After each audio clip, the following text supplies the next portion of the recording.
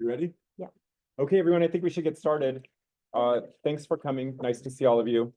I am going to introduce our speaker today. We are lucky to have Shazeda Ahmed, Chancellor's Postdoctoral Fellow at the Center on Race and Digital Justice, University of California, Los Angeles. She graduated with a Ph.D. from the University of California, Berkeley School of Information. Previously, this is going to be a long and august list of organizations. So she has been a researcher at Upturn, the Mercator Institute for China Studies, the Citizen Lab, Stanford University's Institute for Human-Centered Artificial Intelligence, and the AI Now Institute. She was a Fulbright Fellow at Peking University in Beijing, where she did field research, on how tech firms and the Chinese government are collaborating on the country's social credit system.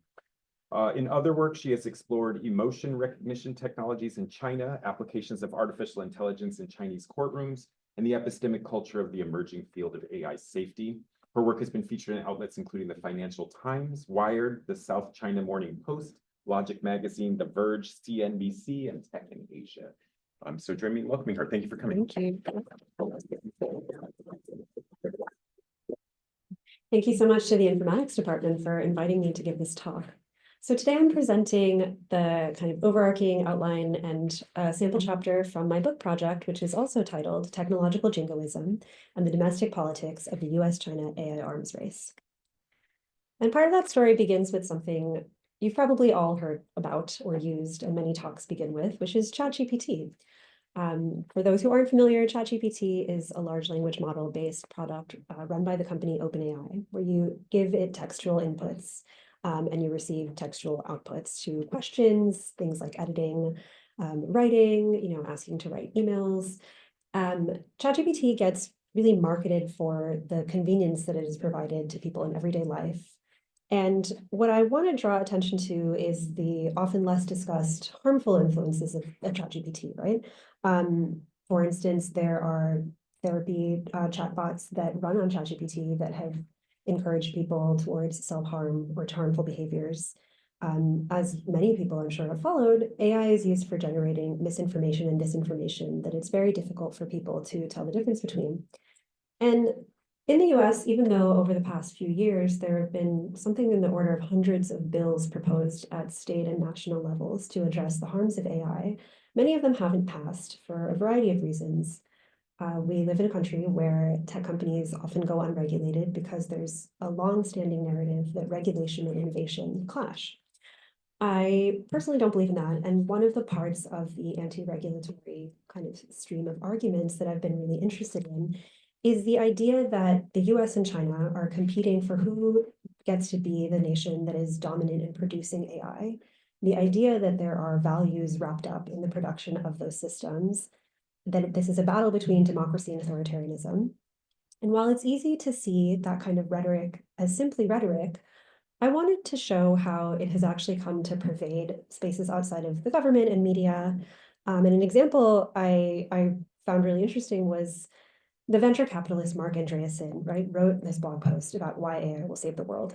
Any of us who do research on tech and AI have probably seen something like this from others, and he is clearly adopting Cold War rhetoric, right? He's playing on the idea of the battle between the US and the former Soviet Union, the idea that the US represented democracy and upholding a global capitalist system, and that the Soviet Union represented authoritarianism and communism. And in invoking this Cold War rhetoric, this has become a mainstream attitude in Washington, D.C. at a moment where we're seeing a consolidation of power between Silicon Valley tech executives who have increasingly kind of politicized their own roles, and with the US government kind of claiming that this is the biggest conflict and kind of motivation behind how the government thinks about technology in our time. And what you end up seeing is these justifications that third countries outside of the US and China that are buying technologies, for instance, face recognition systems. There's an idea floating around that if you buy a face recognition system from China, it is inherently authoritarian and embedded with those values. But buying the same technology from the United States is somehow inherently democratic. There's room for critique and for really questioning what these narratives enable. I also want to point out towards the end of this, when he talks about killer AI, harmful AI, that another factor that is amplifying this story, given GPT's rise, there is a community of people who believe that GPT is on the path to quote unquote super intelligent AI or artificial general intelligence that they define, companies like OpenAI define as AI that outperforms humans at all economically valuable work. This is an idea that's widely contested among computer scientists, but it's being used to again invoke this rhetoric of the US must build AGI first and get there before China.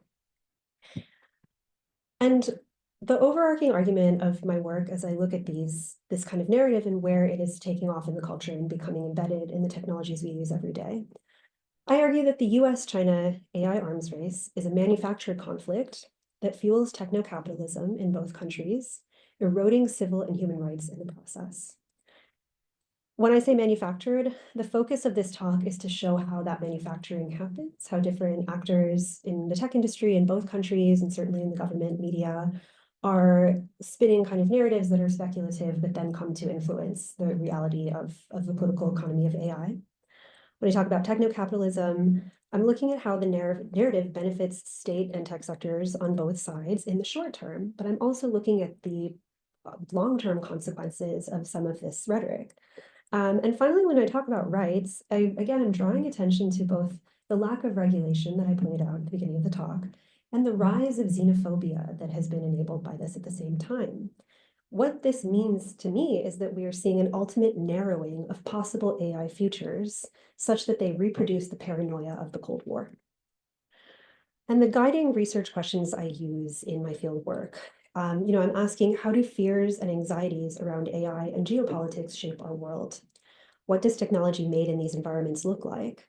And what values do those technologies reproduce? And, this image that I've chosen for the Washington Post kind of shows a person with two doors that are lit from the frame, and one is representative of the US, one is representative of China. The US one has a Tesla Cybertruck and Facebook and the semiconductor computer chips that are used to power advanced AI systems, while the door that represents China has a cell phone tower, which is meant to refer to Huawei, a Chinese telecommunications company that has won market share in most of the developing world, TikTok, which I can't wait to hear your TikTok questions by the end, and drones. And that these are the kinds of flat characterizations that get associated with each of these countries in framing them as these two equal superpowers duking it out for dominance in AI.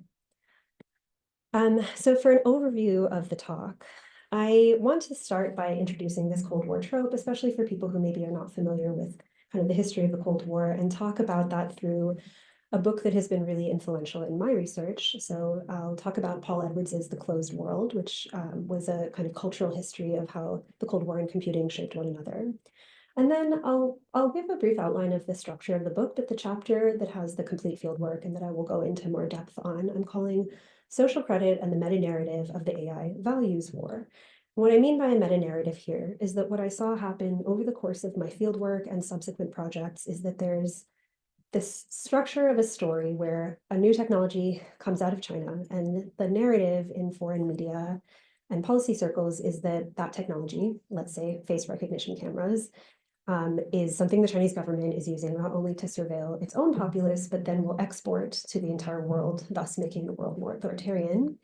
And the response is often that the US government and tech sector need to produce basically the same technology and kind of reach their own market share and become the dominant player in that field.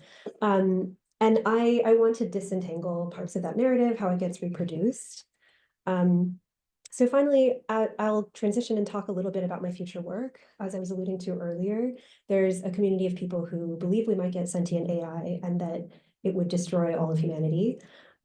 This is a very contentious belief, and I use a sociology of knowledge approach to study how they produce these knowledge claims and how they have also come to this same kind of Cold War conclusion of, and therefore we must battle it out with China for dominance.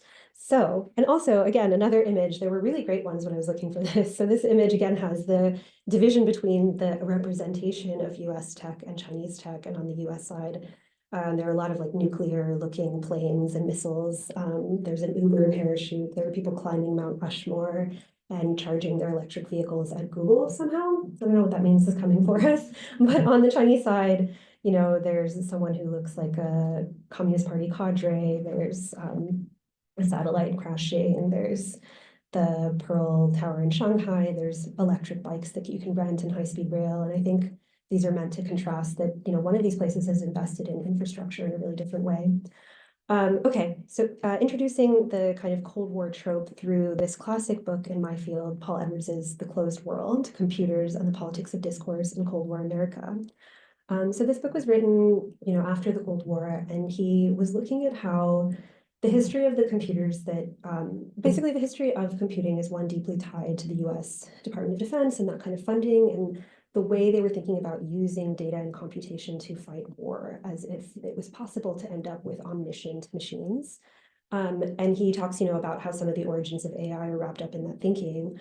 So he's situating this kind of historical project of AI to attain like omniscience, basically, right? It's this futile quest because this is not possible, but he's looking at the kind of language people were using and how finally those ideas translate out into culture and become embedded in things like the internet and the computers we still use today. So he's not just looking at this as a story of US militarism or people working, you know, within labs, but he's also looking at how some of those metaphors became part of our culture, right? And indelible parts of our culture. He looks at, you know, the cyborg figure in media.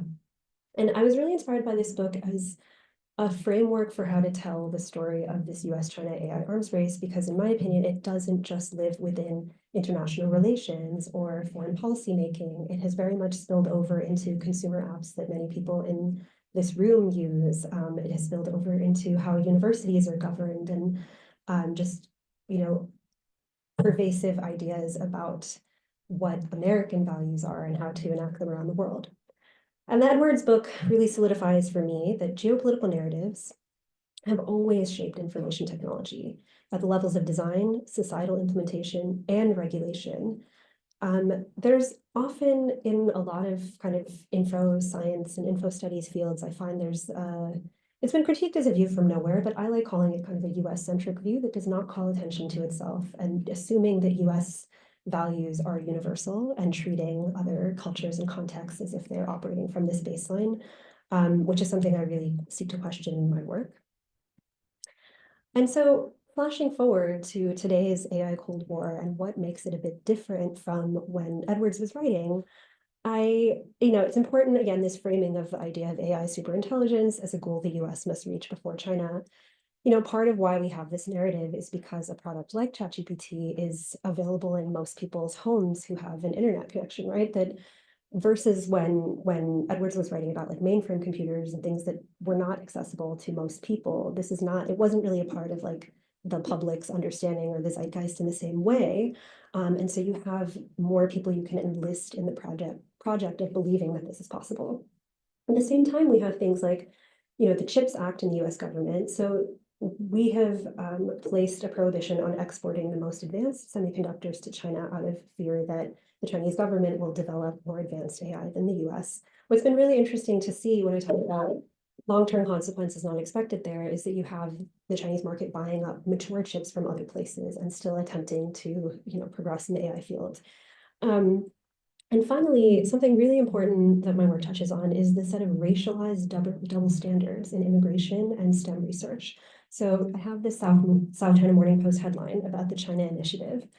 Some years ago, the Department of Justice and the FBI launched what they were calling a China Initiative, when they said that a lot of intellectual property is being stolen from top US research centers and given to the Chinese government.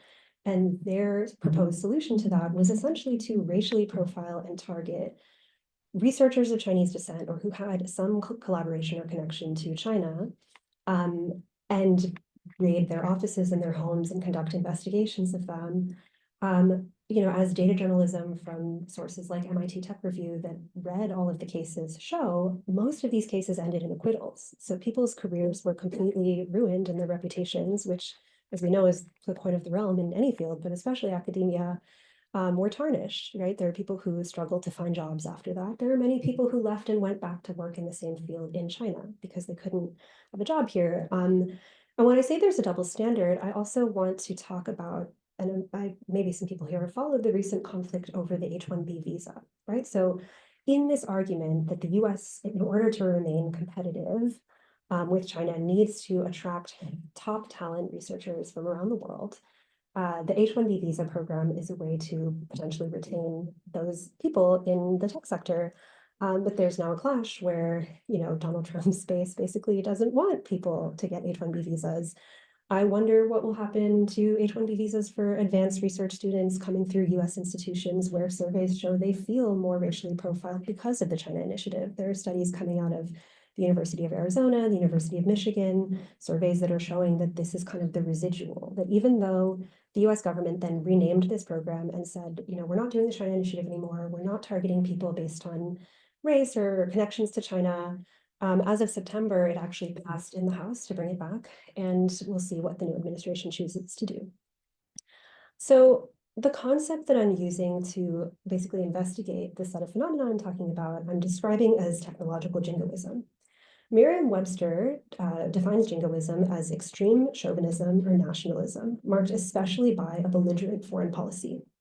And the way that I'm updating this concept, right, is talking about extreme nationalism motivated by desire for global technological dominance, marked by belligerent and xenophobic policies and technical practices that undermine democracy. So a lot of what I'm interested in is when in the United States, we develop policies that are, part of this narrative of defending democracy, but ultimately are undermining democracy at home.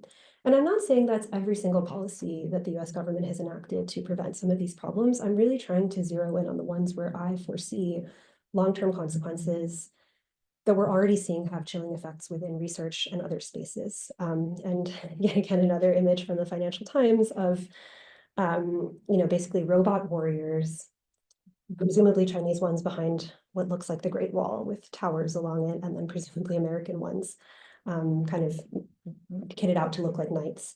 And so why jingoism, right? Like why this particular concept? I think it goes beyond economic nationalism to talk about the phenomenon I'm observing. And so within labor studies, there is an increasing interest in how the tech sector in the US performs a type of economic nationalism and performs a type of patriotism to avoid being regulated, right? There are many cases where, Mark Zuckerberg and other tech CEOs are called to testify. And the case they make is if you regulate us, Chinese companies will be able to take over the global market for what have it, cryptocurrency or, various types of hardware. And that argument has helped them remain unregulated, which ultimately has a net negative effect for democracy and protection in this country. Jingoism is a concept that historically dates back to the late 19th century and often evokes stigmatization of a racial other. And I really want in this term to capture the stigmatization and racialization that is inherent to, some people are defining this US-China AI arms race as a kind of yellow peril 2.0.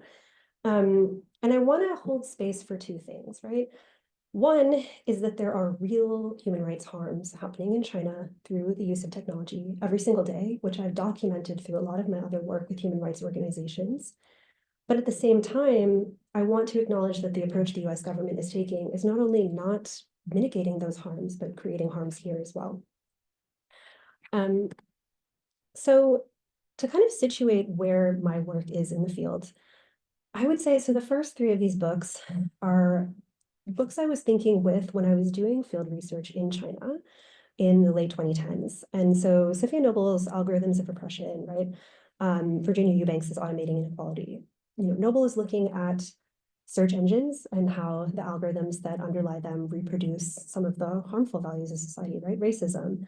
Virginia Eubanks is looking at how when governments adopt tech platforms designed to make decisions like if children in unsafe home situations should be put into foster care, or if unhoused people in Los Angeles should be given short, long-term housing or no housing. Both of these books are reflecting the kinds of values that come into the design. With Eubanks's work, the key performance indicators were how do we save money? So it's how do we give people fewer resources? With both of these books, I was wondering, what would I find if I applied this in China? Because there's not a lot of research both coming out about China, at least at the time, that involves field work and really embedding and talking to government officials and people who build the technology.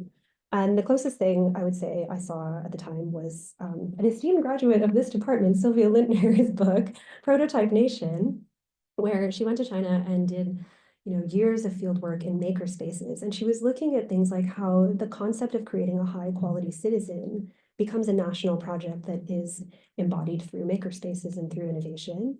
And the high quality citizen piece is something that I think recurs in a lot of Chinese domestic tech governance projects that often bristle, that citizens themselves bristle at. So that was kind of, these are the works that motivate some of the approaches I take to field research in China, and they're kind of situated in critical data studies. As I'll get to later in the talk, as of 2020, it became very difficult to go to China because of COVID and also because of US-China tensions. I was in the last group of Fulbright researchers in China to complete a Fulbright there. The next year, they were pulled out of the field in the pandemic, and that fellowship has ended between the US and China. It was a major kind of exchange and just source of producing knowledge about both of these places that is now lost. And when I realized I wasn't going to get to go back to the field for a while, and I pivoted to creating this second project about AI safety and why people believe AGI is possible, I was doing that because I wanted to still continue, a project that spoke to the China field work, where I said, when people are building similar systems in the US, what constitutes a knowledge claim around something that is so heavily disputed, but then becomes influential over policy and media and becomes part of this same AI arms race narrative? And so I was thinking with ethnographers like Diana Forsyth, who studied the creation of AI expert systems in the 80s, right? And she was talking to programmers who were basically trying to codify medical knowledge into systems that she found were actually very brittle, and that there were so many situations in which a fundamental lack of understanding of the human and the human body meant that you ended up with outputs that were really unhelpful, and immediately on their face, not possible to somebody who is human and understands that. And she really highlighted what STS scholar Lee Starr called deletion of the social, right? That these engineers were basically deleting the social in the systems they built and even in their own accounting for their work. And so my work on that community really extends from the kinds of questions she was asking, the kinds of methods she was using, and looks at what deleting the social means today when these are systems that we use in our everyday lives. And part of how I did that was also through reading Epistemic Cultures, which is a book by sociologist Karin Nor-Cetina. And so she calls epistemic cultures, cultures through which knowledge is produced and validated. And she's looking at when there's fields of knowledge that she says curl in upon themselves. They create their own jargon. They create their own kind of closed system of what it means to produce an authoritative scientific claim. And I was applying that to the community I'll talk about later in the talk. So the rough outline of the book is that I first go into the history of AI arms races, past and present. And what I mean by that is I look at, 1980s Japan, when the Japanese government had their 5th-generation computing program. They wanted to basically do something like social computing for their population, but in the US, it got framed as a military project and defunded and just dissipated. And I look at sort of the parallels between the rhetoric and the mechanisms through which that happened at that time and what the kind of historical factors were and the present.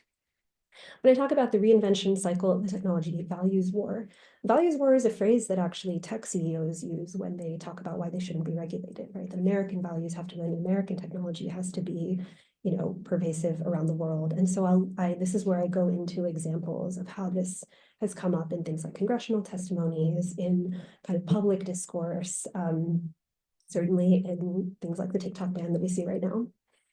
The chapter that I'll be talking about in more depth is on the social credit system and what I'm calling the digital authoritarian meta-narrative. Digital authoritarianism, so this is a body of literature, largely in political science, that talks about how authoritarian governments use technology to surveil and repress. And what I think is one of the main kind of myopic spots in that emerging subfield is that they do not apply some of the same questions and sort of vectors of analysis to democracies where some of the same things are happening. I think this literature has really inherited kind of the 1990s internet optimism that technology can inherently democratize the world. And I'll get more into that there. But the 4th chapter would be about the AGI kind of AI safety community and the notion that as technologies like ChatGPT become more powerful, the fear that the Chinese government would develop something similar. I've So I've begun kind of seeding the possibilities of doing field work on what the Chinese perspective on this is. And I actually just got back from Beijing Sunday, so I'm happy to talk a little bit about what I saw there. And then finally, the fifth chapter, because this was a lot of doom and gloom, is me trying to be uplifting and talk about the communities I work with, I produce scholarship with and commentary with, who are thinking about how to get us out of this Cold War kind of logic, who are looking at where there are possibilities for solidarity and mutual understanding between the US and China. So to get into the fieldwork, I want to lead with what I think most people think of when they hear of the social credit system so that we can together dismantle it. So as I'm sure many people who have heard about tech in China here, there is widespread surveillance technology, right? There are closed circuit surveillance cameras, there's gait analysis, all kinds of things. And a meme that people assume is true is that if you jaywalk in China, there are these big billboard screens that capture you doing this in real time, that they zoom into your face using computer vision and identify you and then run your state ID number so that everyone knows you are the jaywalker, and that data is shared with the government and included in an all-encompassing numerical score of your morality. It's very dystopian, is very much not true. There are cities where there is kind of real-time shaming about jaywalking, but in my fieldwork, I didn't find that anyone was keeping score on this at all. And there's been a large body of work trying to debunk ideas that every surveillance system in China speaks to every other one, and that it all goes straight to the government. And so some of the kind of essential things I think, are useful for walking this back. One kind of narrative is that the state can collect, collate private sector data from tech companies and its own public data at will and with ease. And as I'll show in my work, that's not only not true, but because Chinese tech companies do operate under a capitalist market, they are self-interested, and there's reasons why they don't want to share data. In 2014, the Chinese government issued a document saying they wanted to build a social credit system. They didn't say what that was, but they basically framed this as an information asymmetry problem. They said that Chinese administrative law is something a lot of people get away with not following. There are people who don't pay their taxes and are not punished for it. There are a variety of other laws that are very specific culturally to China that people violate, and the courts really struggle to find them, to get them to come to court, to a hearing, to be issued a fine or a punishment and act on that fine or punishment. What happens when you don't pay your taxes, you don't come to court, is you end up on a state blacklist that is shared with 4 dozen government agencies, and then they restrict you based on existing Chinese laws. So again, if you didn't pay your taxes and you end up on a state blacklist, you can't fly. You're on a no-fly list. You can't take the high-speed rail. You probably have to drive or take a slow train to where you need to go, right? The point is to inconvenience you. The other part of blacklists is that they're meant to publicly shame you. So the image, the image I have here is of an app within WeChat, which is the biggest messaging app in China. There's lots of mini programs or widgets built in. And this was one a court experimented with so that people in some cities could see where blacklisted people in their neighborhood lived. And the idea was that it would put social pressure on you to get off of the blacklist. But there hasn't really been any research showing that this is effective, and I wish I could do it. So the second myth that I want to break down is the idea of the morality score. There are some cities that are trying to score people on things like, are you on a blacklist? You lose points for that. Have you given money to charity or donated blood or done volunteer work? You gain points for that.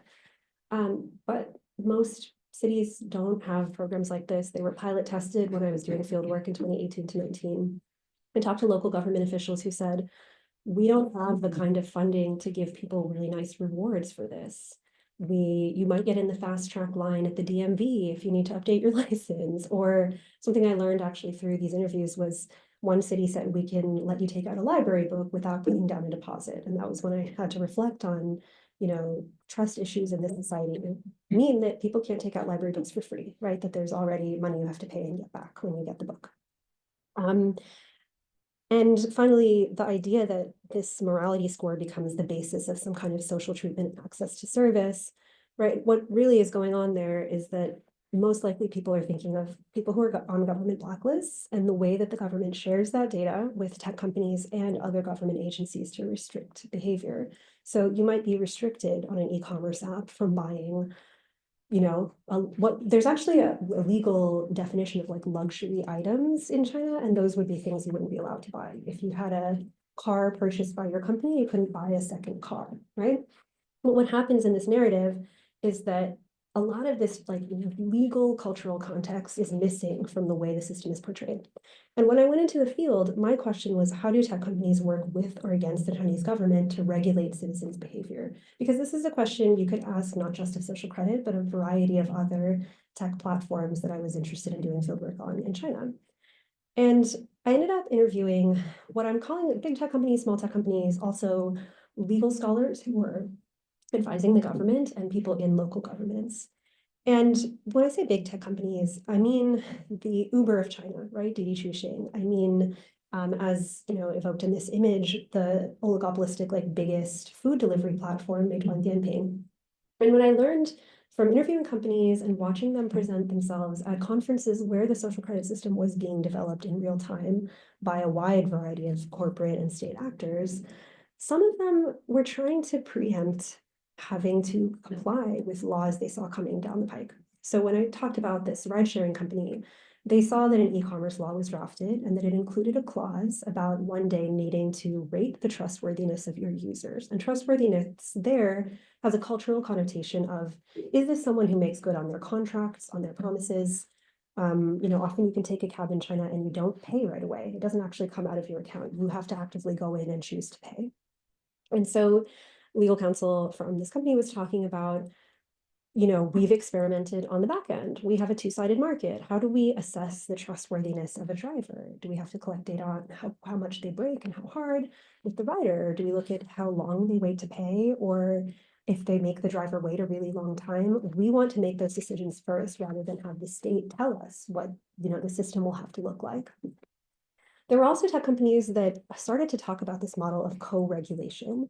So again, going back to the food delivery company, I talked to someone who worked there who said, we realized that in reviews of catering services in restaurants, people will use language that indicates that the food gave them food poisoning.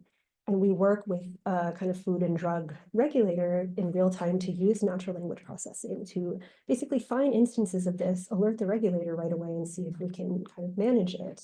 And this was, again, their idea so that they wouldn't have to overshare all of their data and say, hey, we have data that's useful to you for this one particular purpose, so let's lead the charge. And one of my mentors at the Peking University Law School, where I was hosted for my Fulbright, is actually now wrapping up fieldwork, where he looked at how this company and the regulator, they actually chose offices next to each other so that they can also physically go back and forth and communicate about this. And co-regulation, I think, is like a novel approach that we're not seeing a lot of writing about coming out about China, right? That it is this kind of closeness to the government, but it's also tech companies leading by saying, we can self-regulate, we have the data, we know how to use it. When I talk about small tech companies, what I mean is that there were hundreds, probably thousands at this point, of companies that were not household names that most people I can talk to in China had never heard of, who basically bid for contracts to build those kind of local scoring systems I talked about and other local hardware and software for cities. And I consider them like archivists and experts in their own right. So in China, within WeChat, there are public accounts that are kind of like a mix between Substack and Twitter, where, an account will produce essentially like long form writing about a particular topic. And one of these that is the most influential one for writing about the social credit system is run by people who work for these small companies. So in interviewing one of them, he was explaining how when the government made that announcement in 2014, nobody knew what a social credit system was. And so some of them who were interested in these questions of how do you measure creditworthiness, trustworthiness in a society that is relatively unbanked, most people don't use the state bank equivalent of a credit score. And so they gathered as much material had been written about this as possible. They collated it, they analyzed it together, they started putting out their own analyses. And that became the basis of how they then marketed themselves to local governments and won contracts to build the technology, which again goes against this assumed omnipotent government that even at a local city level that they are obsessed with the social credit system and that this is the tool of control. If anything, it actually shows that local government was open to learning from these companies that contracted with them, and they then developed trainings, right? Because as both they put it to me and local government officials in cities like Fuzhou and Xiamen told me, this is not our main priority. We have a lot of other things we're working on. We kind of just have to comply with this. So it's great to have these experts come in and kind of teach us about what we can and can't do, what data we can and can't access, including, and again, the idea that the private sector data is just something they have any access to. A local government official in Fuzhou pointed out to me, we can't just use data from an e-commerce company like Alibaba. How would we validate it? We didn't generate it, and we would totally get in trouble if this was not like accurate in some way. We have no way of finding that out, so we can't touch it. Coming back, right, to the meta-narrative, again, the meta-narrative that I laid out earlier is that something like the social credit system has become this meme for total authoritarian control in China. But what I've actually shown is that there are a lot of features of this that are really similar to when tech companies are given outsourced work from the government in the US and other places, right, where they build these smaller systems. The tech firms co-produce the social credit system through strategies reflecting their own interests. This image also, by the way, when I talk about the system's most repressive features being functions of Chinese administrative law, not just of technology. In China, before TikTok was created in the US, they had Douyin, which they still do. That's the same app. And in one city, the court was experimenting with running blacklist photos and ads as ads between videos to hyper target. This is somebody in your neighborhood. This is what he owes. Try to shame him into getting off the blacklist. And yeah, that is repression through technology, right? But it's also about this legal system that thinks that's okay. Like there were Chinese legal scholars writing about what happens if your data is still up here, but you actually did pay off your fine and you got off the blacklist. We don't know how long the reputational harm of this will shame people and follow them. Should we really be doing this? Are we double punishing people? And so there was kind of reflectiveness about that.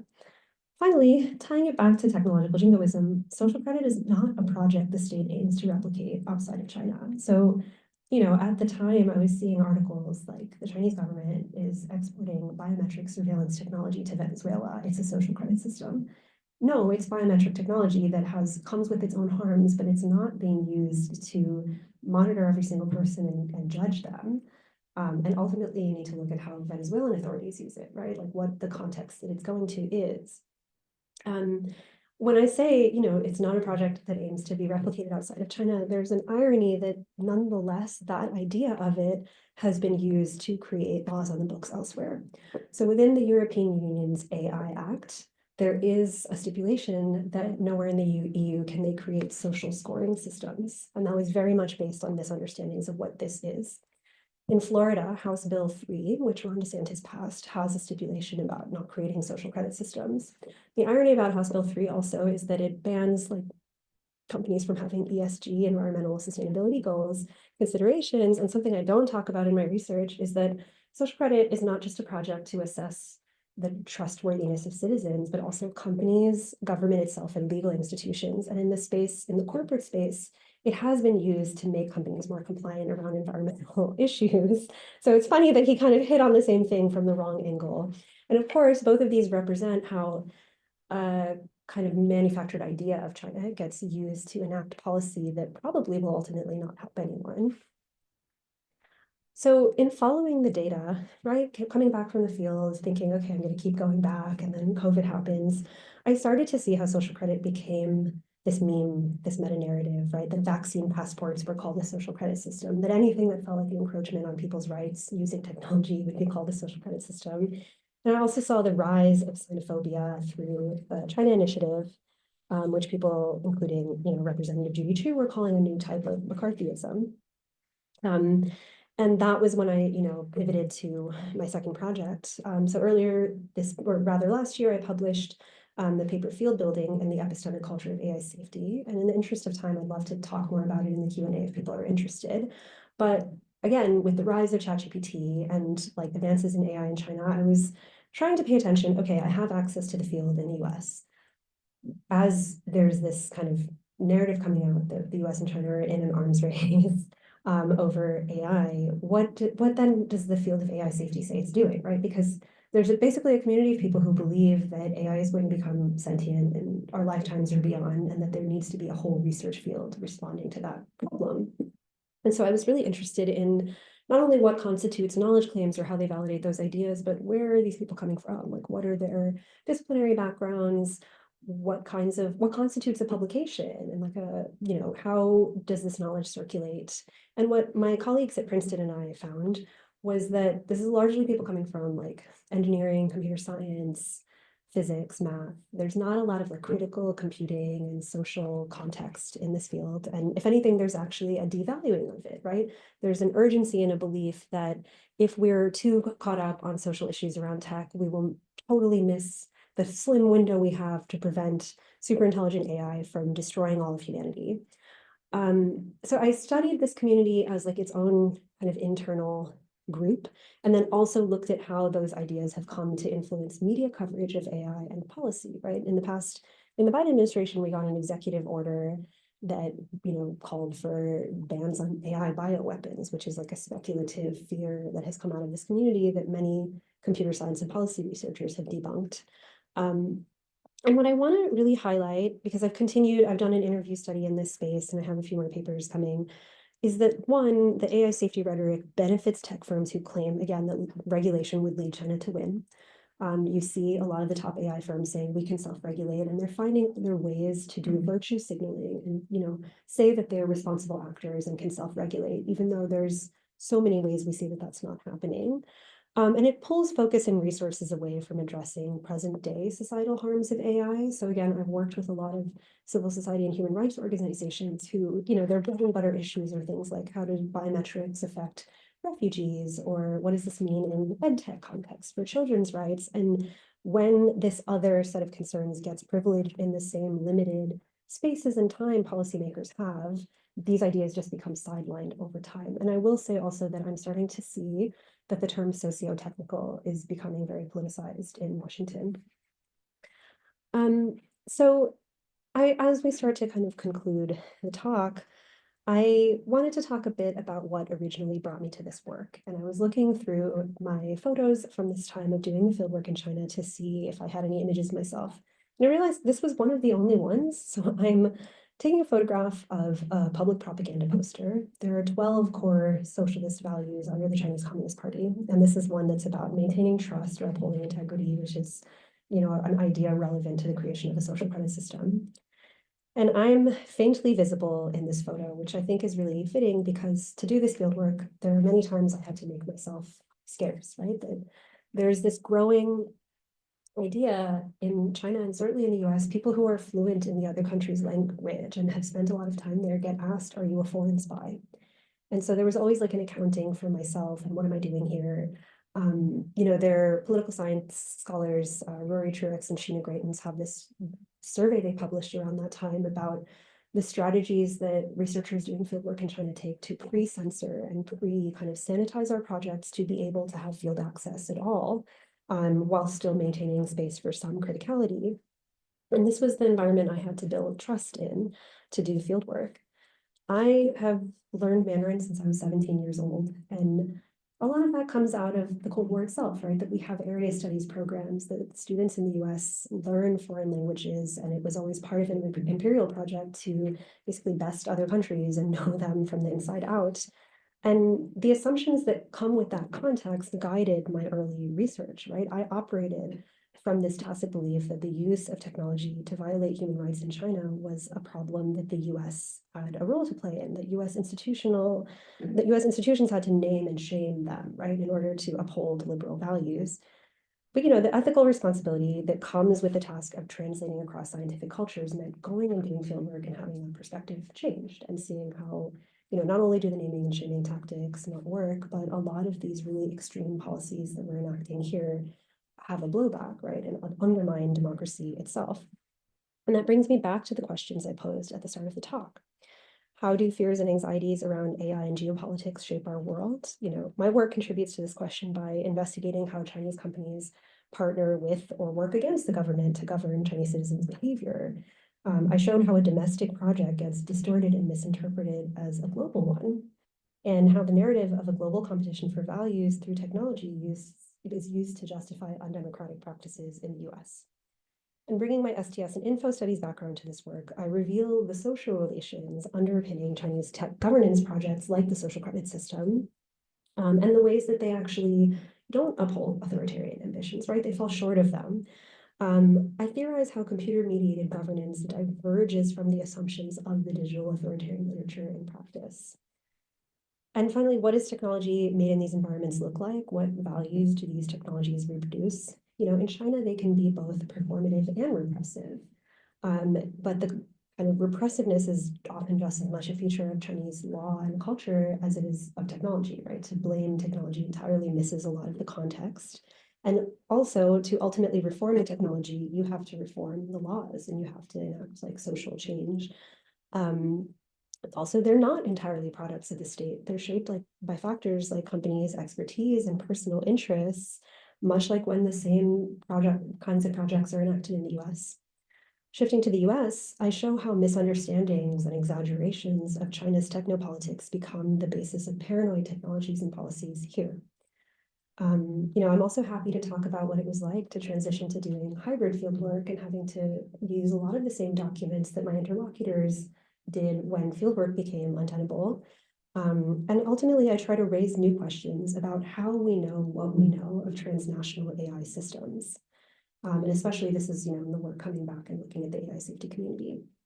So I want to end by looking ahead, right? As I argued at the start of my talk, my work shows how the US-China AI arms race is a manufactured conflict that fuels techno-capitalism in both countries, eroding civil and human rights in the process. And in addition to my scholarship, I'm trying to create spaces that answer the question of how we can know what alternative futures we can build when we dismantle the power of the arms race ideology. So I want to talk about two communities that I've helped build. And the format of both of these is workshops where people bring unfinished work or early stage ideas, kind of social research, but also films, book chapters, art projects, looking at the social kind of context and consequences of AI. So the first group, Kaiji, which is Mandarin for to start an engine, to boot up a computer, Control Alt Delete. It's just my favorite verb, period. This is a group that I have made on Zoom of researchers who focus on China and tech, but also Asia and tech more broadly as we've expanded. We have a big MacArthur Foundation grant for several years, and we issue like rapid grant honoraria to people to develop their works in progress. We also are pulling in a lot of junior scholars to meet with people more advanced in the field. So some of the kind of projects that have been supported in our group in the past, right? Looking at US-China transnational tech worker solidarity. If people haven't heard about 996, where Chinese tech workers work from 9 a.m. to 9 p.m. 6 days a week, there was a project where a lot of them anonymously, I guess not anonymously, but on GitHub posted and documented that. And then workers at Microsoft and just like other tech workers around the world were kind of amplifying that message. And it showed this mutual feeling of being overworked and devalued. And in China, because that's illegal, right? Those working hours, that's what drew attention to that issue.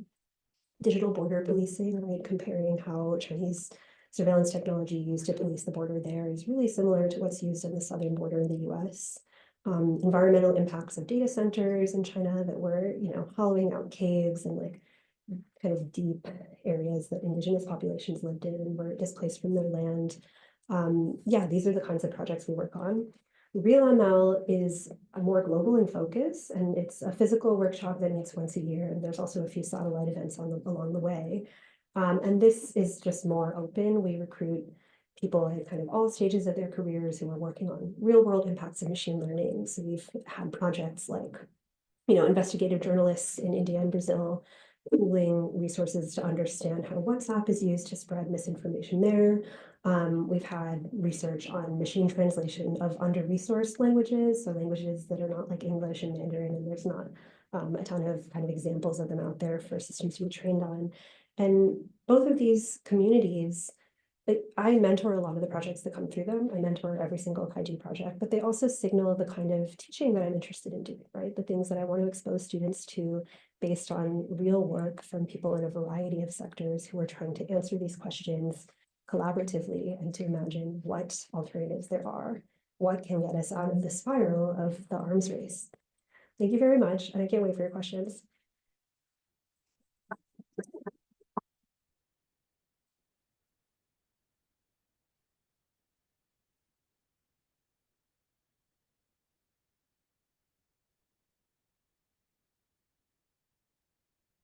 Paul. Thank you so much. This is really fascinating. Great for all sorts of things I'm not sure about. But one of the, and you can just dismiss this if you like, so maybe you know this. I'm wondering if there's value in understanding the different kinds of configurations of hardware and software. Because as we think about them, infrastructurally, those are infrastructures that have radically different kinds of temporalities and spatialities and abilities. And particularly in terms of sort of Chinese Taiwan kind of play, right? And TSMC playing such a central role in the hardware production that underlies lots of sort of notions about what AI is and can be, and how it is we go about doing it. Is it worth thinking about different kinds of configurations? When you say different kinds of configurations, can you give an example? I'm kind of thinking, I mean, I was starting to think just about hardware and software, but then I realized that's just way too full and sort of separation, right? But certainly the kinds of claims that, for instance, Andreessen might make about what the stakes are, speak differently to it seems to me, to the production of software systems and like what he has in mind by AI. He talks about that, as opposed to sort of the hardware platforms where those come from. And so when he sort of tries to place that within some sort of geopolitical scale, I'm just wondering what it is he's sort of putting his finger on it. Yeah, I mean, and what your question makes me think of, my colleague who I founded Kaiju with, Xiaowei Wang, they're doing oral histories of Taiwanese TSMC workers and the health effects of doing that work, because that's really under-documented. And even though Taiwan is this ostensibly progressive democracy, it's a story that they don't really want, they're not proud of. And it made me think about like the first time I learned about how semiconductors are made. I asked about the life cycle. It's like, do we then just throw this away? And everybody gets kind of sheepish of like, yeah, we can't really recycle this thing that it took all this labor to build. So I wonder, if I were to propose a kind of hardware intervention, and I hope someone's working on this, it's like, how do you not make this technology that then ends up in a landfill? And it took all these resources to make, and so much of global geopolitics is hung up on the choke points of the few places that can produce each part of the chain. I mean, and that's why it's so interesting. I think the thing about China buying up the mature chips also gets to this, right? Where they're like, okay, well, we're not going to use the most advanced ones, but here's all these other ones that aren't being bought up in, as this isn't quite yet obsolete and can still sort of get us somewhere, give us some amount of compute that we wouldn't have been able to get otherwise. Has been really interesting.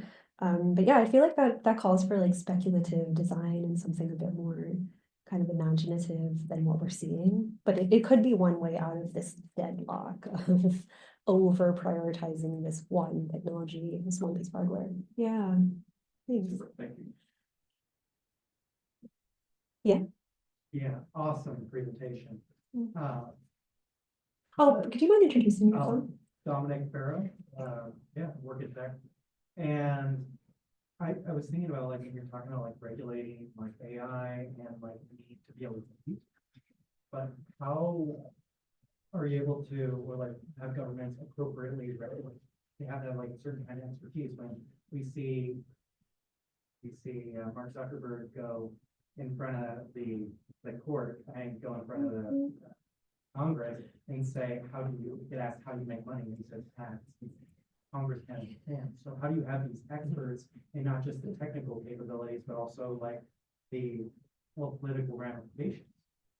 Yeah, I mean, I feel like my answer is repeating your question back to you, but it's that when he's testifying, there need to be people like people in this room, right, alongside him. And I've noticed when you look at the rosters of who gets invited, especially when I did this work on the AI safety community, sometimes, there'd be 3 people testifying to a committee and they all come from the same ideological community. So they're echoing a lot of the same ideas. There's certain assumptions that they are not even touching, right? They're just treating it as taken for granted. And of course, when the tech CEOs go up, it's not necessarily that there's like a panel of other people being questioned, but I wonder to what extent we can have more of that kind of thing, because ultimately, and the questioning they get from Congress people is so painful, right? You have people who ask some kind of like completely irrelevant question that betrays no expertise on technology, and then people who ask like a laser focused question that's specific to their constituency.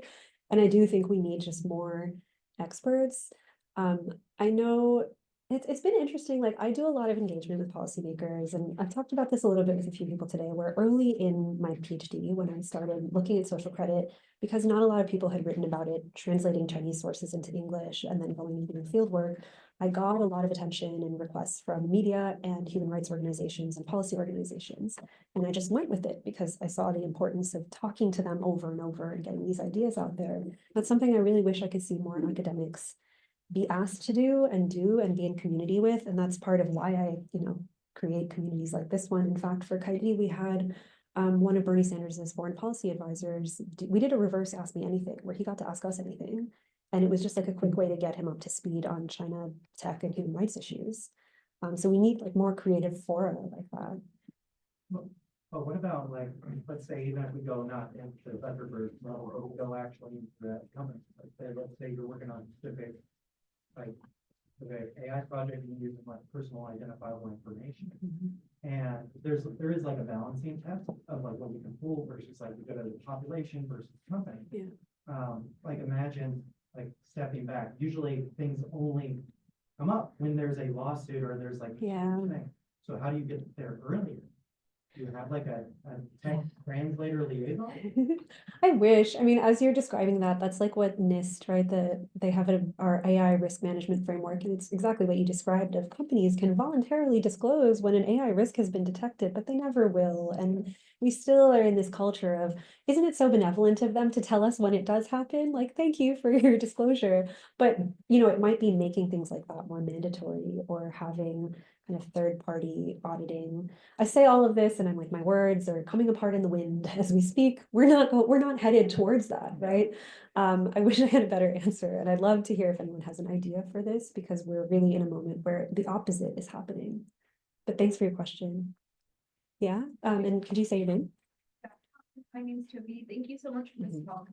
I guess one of my questions here, I also like Paul has like several different ones, would be like, I know from working in industry, there's the different like cloud gaps. This is the China deployment versus this is everywhere else. And then there's like the US government one, which is obviously also separate. I guess, has there been like research on the impact of like that on any kind of transnational like solidarity, or whether or not like, I know, I don't know if this is still true, but like 10 years ago, the Excel team had Excel China and Excel not China teams that like did exchange program kind of things, but it was very much these are two separate products. So I guess just in the exchange of knowledge and the exchange of like use of technology, do you see that as like a separating path of understanding? I'm not, this isn't something I followed as closely, and I think the TikTok example is also going to be so interesting about if they create like a US version or not.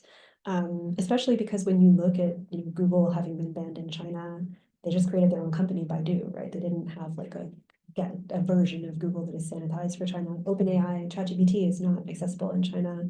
I would love maybe after for you to tell me more about the Excel story, because I don't know a lot about that. But this question of if there are examples like that where transnational solidarity is built, I don't really know of any. And I didn't end the GitHub story because it has a sad ending, which is that, all of those accounts of 996, like all that got censored and taken down. And which is so interesting, right? Because it still was this thing that alerted the government, and they did try to take action to, not have people overwork.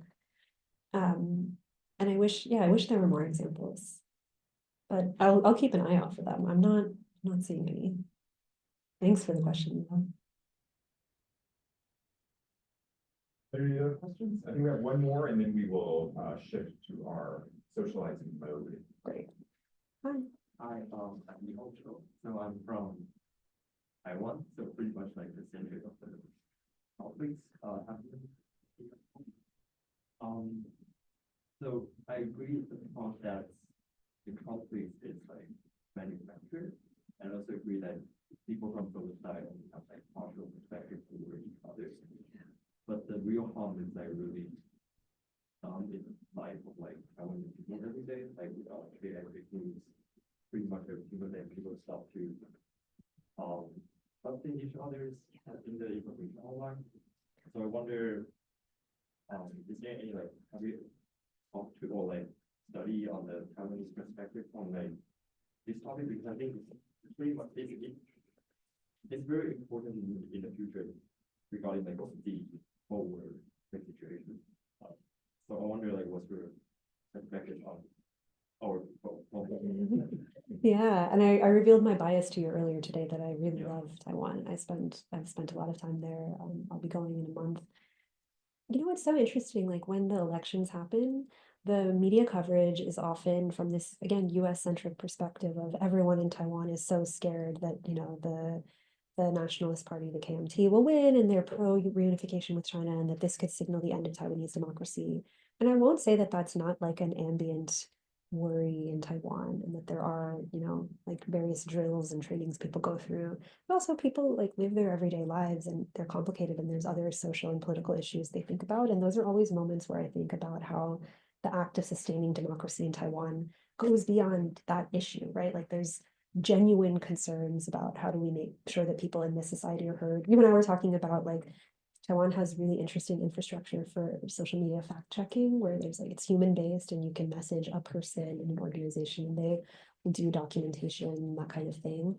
And I agree with you, there are very real consequences. In terms of have I done research on Taiwanese people's perspective on this? I haven't, but the places that I look for that, New Bloom is like an online publication by kind of researchers and advocates in Taiwan that write in English and Mandarin. They actually just came out, Brian Hugh came out with a novel called Daybreak, I want to say, and it's a fictionalization of what it was like to be there for the Sunflower Movement protests. So yeah, there's a lot of kind of in-between writing in English and Mandarin that covers social issues, and those are kinds of the places that I turn to for that work. There's also a moment where China scholars, quite a few China scholars, feel that their work is too sensitive to go and do in China anymore, but they speak Mandarin, and so now they're turning to doing field work in Taiwan. And I find that so interesting because it also reflects an earlier period before the formalization of US-China relations in the 60s. The Mandarin language training you would get as an academic outside of the US was in Taiwan. And so there's all, and it's happening again. I was talking to a bunch of faculty on the China trip who are based at US institutions saying, what we're seeing is that it's harder to study abroad in China because of these attitudes within US government and academia. And so our students are going to Taiwan and they love it. And now that's going to be the place they do their work. So they might be the ones to answer this question. But, you know, again, in my project, I'm looking at, well, how did all of that rhetoric shape our reality? How is it going to shape the next generation of people studying this issue and where they choose to get language training and embed? Yeah, I hope that helps. Thanks, everyone. Okay, we should pause here to thank our speaker. Thank you.